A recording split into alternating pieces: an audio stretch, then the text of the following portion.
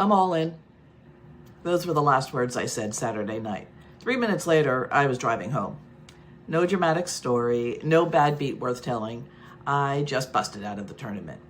I've been playing monthly tournament poker with essentially the same group of people for almost 20 years. On paper, it looks like we're a poker group. We're not. Poker is just the reason we first sat down at the same table. Over 20 years, we've watched each other get married, lose spouses, lose parents, become grandparents, retire, battle illness, celebrate victories, survive losses, and simply keep showing up. Some of the group have gone on to play larger tournaments. We travel together sometimes. We celebrate birthdays. We meet for lunch. A few of us are alcohol-free, and we each know each other's story. What started as a card game became a community. And that's what I was thinking about on the drive home. July is Social Wellness Month, and it reminded me of something I learned while writing my doctoral dissertation that completely changed how I think about recovery. Recovery talks about social connection all the time. I just think we've been talking about it through the wrong framework. One of the biggest mistakes we make in recovery is not that we ignore social connection. We talk about it constantly. Go to meetings, call somebody, find a sponsor, build a support network. Don't isolate. The problem is that we often talk about connection as though it means participating in one specific system. And when we do that, we miss the bigger point. Your nervous system was not designed to carry prolonged stress, emotional pain, decision fatigue, fear, shame, and the work of changing your life entirely by itself. Social Wellness Month is a good reason to talk about something I think recovery culture gets partly right and partly wrong. Social wellness is not about collecting more friends, filling your calendar, or forcing yourself to become more social than you actually are. It is about developing meaningful, reciprocal relationships, receiving and offering support, and building healthy boundaries so your relationships do not become another source of overload. And social wellness is not a cute little bonus category next to exercise, nutrition, and sleep. It affects how well your nervous system manages stress. I learned this while writing my doctoral dissertation. I was studying the effectiveness of a substance use disorder curriculum that I had developed.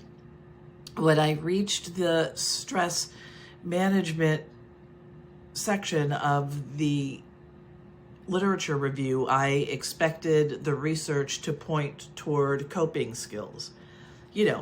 Deep breathing, meditation, exercise, journaling, mindfulness, relaxation, yoga, therapy. And all of those things showed up. But something else kept showing up over and over again. Social connectedness. Not as an optional extra. Not as something that might be nice if people happened to have it. As one of the primary and strongest protective factors we know. That changed the curriculum because I realized I had to accept the research and that I had been treating social connection as one coping skill among many when it actually needed to sit much closer to the center. Neuroscience helps explain why. Your brain is constantly evaluating whether you are safe, whether you have enough resources to meet the demands in front of you, and whether help is available if something goes wrong. When your brain believes you are alone with a threat, it has to allocate more energy toward vigilance. You monitor more, you anticipate more, you rehearse more. You think about conversations more, you try to solve more problems before they happen.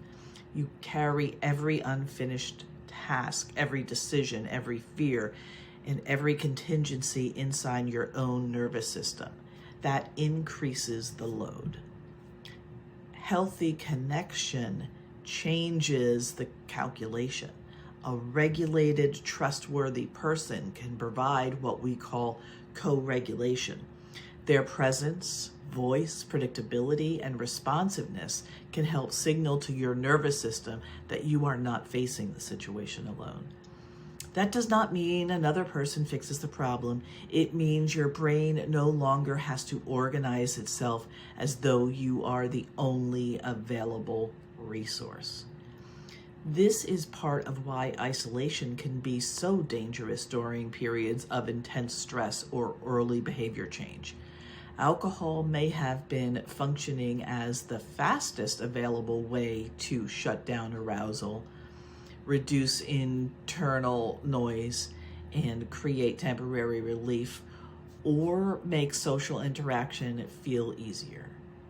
When alcohol is removed, the nervous system does not simply say, "Wonderful, problem solved."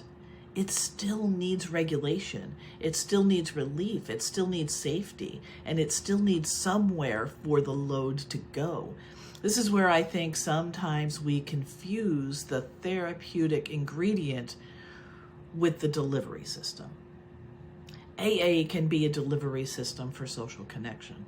Smart recovery can be a delivery system. Recovery Dharma can be a delivery system. Therapy can be, coaching can be, a healthy partnership can be, a faith community can be. But so can a running group, a group of cycling friends, volunteering, professional peers, one trusted person you can finally tell the truth to can be, and a poker community can be. AA is one answer to the question of how people build connection in recovery. It is not the only answer, and that distinction matters because when we make one delivery system synonymous with connection itself, people who do not fit that system may assume they have failed at connection. They have not. They may need a different architecture. An introvert may need two deeply trusted people, not a room full of acquaintances. An executive may need somewhere they can speak honestly without worrying about professional exposure. A parent with young children may need support that does not require being out of the house 4 nights a week.